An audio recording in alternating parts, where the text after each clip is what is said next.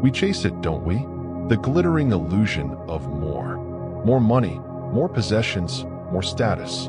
But what if the very pursuit of this kind of richness is precisely what keeps true wealth forever out of our grasp? This is the path Lao Tzu illuminated, a path less traveled, less understood in our clamoring modern world.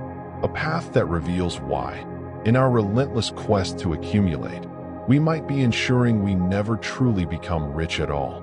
Lesson 1. The Echo of the Empty Cup. Imagine a magnificent vessel, intricately carved, shimmering with promise. But if this cup is already filled to the brim, what more can it receive? The world, in its ceaseless advertising, whispers of what we lack, creating a yearning for fulfillment through acquisition. We buy, we consume, we upgrade, believing each new item will finally complete us. But Lao Tzu would simply smile, a knowing glint in his eye, and suggest we look not at what we've added, but at what we've forgotten. He taught that true receptivity comes from emptiness.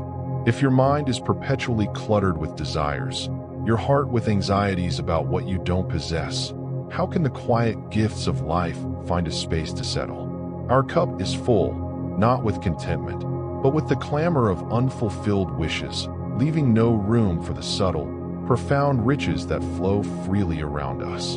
The deepest lessons, the most profound joys, often require a stillness, an inner spaciousness, that our constant chase for more obliterates. To truly receive, you must first learn the art of creating space. Lesson 2. The Insatiable Hunger. Picture a feast laid before a hungry person. They eat, and yet the feeling of fullness never quite arrives. There is always room for one more bite, one more dish. This is the nature of insatiable hunger, a condition not of the body, but of the spirit, a malady of desire. We believe that if we just acquire that next promotion, that bigger house, that perfect partner, the gnawing feeling of inadequacy will finally vanish. But each achievement, each acquisition, brings only a fleeting satisfaction, quickly replaced by a new, more refined yearning. Lao Tzu observed that he who knows he has enough is rich. This isn't about material poverty, it's about an internal state of recognition. The external world can never fill an internal void. If our happiness is always contingent on the next thing, we are perpetually poor, living in a future that never truly arrives, chasing a horizon that recedes with every step. True wealth begins when the internal hunger, the restless yearning for more, finally finds its peace in the present moment, accepting what is as sufficient. Lesson 3. The Weight of Accumulation. Consider the old merchant, hunched over his overflowing ledger, his back bent not just by age, but by the sheer weight of his possessions, his worries. Each treasure acquired often brings with it a shadow, the anxiety of loss, the burden of maintenance, the fear of not having enough to protect what is already ours. A single beautiful vase brings the worry it might break. A grand estate demands constant upkeep. Even a vast fortune can bring endless decisions and the unsettling question of its legacy. Lao Tzu invites us to reflect on the paradox. The more we accumulate, the more constrained we often become. Our possessions begin to possess us. They demand our time, our energy, our vigilance. True freedom, he suggested, lies not in owning everything, but in needing little. The less you are tied to external things, the lighter your step, the clearer your mind, the more present you become to the simple, profound reality of being alive. The richest person is not the one with the most, but the one who carries the least burden, free to move, to experience, to simply be. Lesson 4. The Flow of Emptiness. Look at a flowing river. Its power, its ability to nourish and transport, comes not from its solidity, but from its emptiness. It makes way for the water to move. Think of a musical instrument. It is the hollow space within that allows for sound to resonate. We, however, are conditioned to fill every void, every quiet moment, every space in our lives with activity, with noise, with things.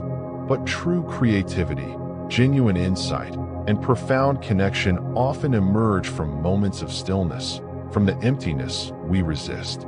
When we allow space for reflection, for quiet observation, for simply doing nothing, we create an environment where new ideas can surface, where intuition can speak, where genuine peace can settle. This emptiness is not a lack. It is a fertile ground, a dynamic current that allows life to flow through you, unburdened and unrestricted. The truly abundant life is one that understands the rhythm of fullness and void.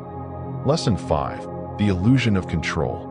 We meticulously plan our finances, strategize our careers, and attempt to control every variable in our pursuit of wealth and security. We believe that if we just exert enough effort, enough foresight, we can bend the world to our will and guarantee our desired outcomes. But then, a sudden market shift, an unexpected illness, a change of heart, reminds us of the delicate balance of existence. Lao Tzu would gently remind us that the greatest master is one who allows things to take their course. This isn't an invitation to passivity, but to wisdom, to recognize that while effort is important, clinging fiercely to specific outcomes often leads to frustration and suffering. True wealth, in a Taoist sense, lies in adaptability, in flowing with the currents of life rather than fighting against them. When you release your grip on absolute control, you free yourself from the anxiety of what might be, allowing you to respond with grace and wisdom to whatever arises. The richest life is not the one that controls everything, but the one that gracefully navigates the uncontrollable, finding harmony within the flux.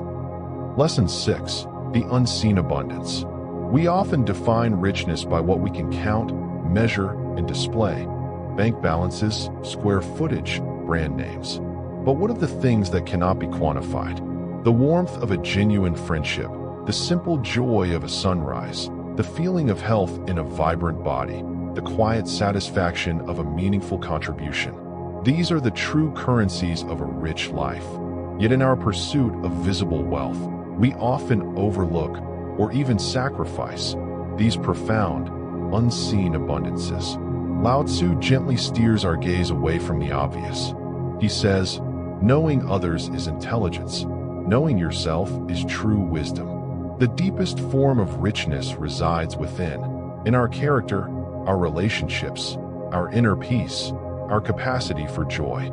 These are treasures that cannot be stolen, depreciated, or lost to market fluctuations.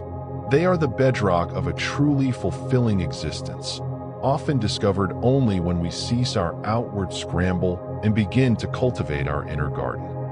Conclusion. So, why might you never be rich, according to Lao Tzu? Because perhaps you've been chasing the wrong kind of wealth, filling your cup with transient desires instead of creating space for enduring peace.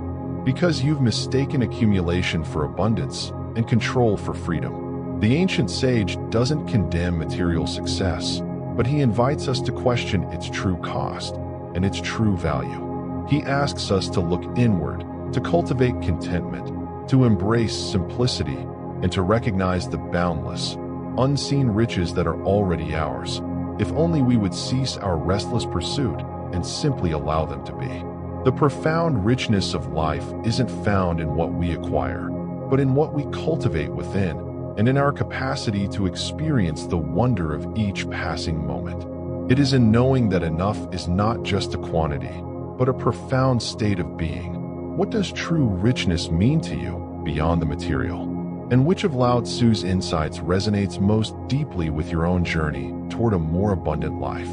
Share your reflections in the comments below. Lesson 7. The art of letting go. Imagine holding a handful of sand, trying desperately to keep every grain from escaping.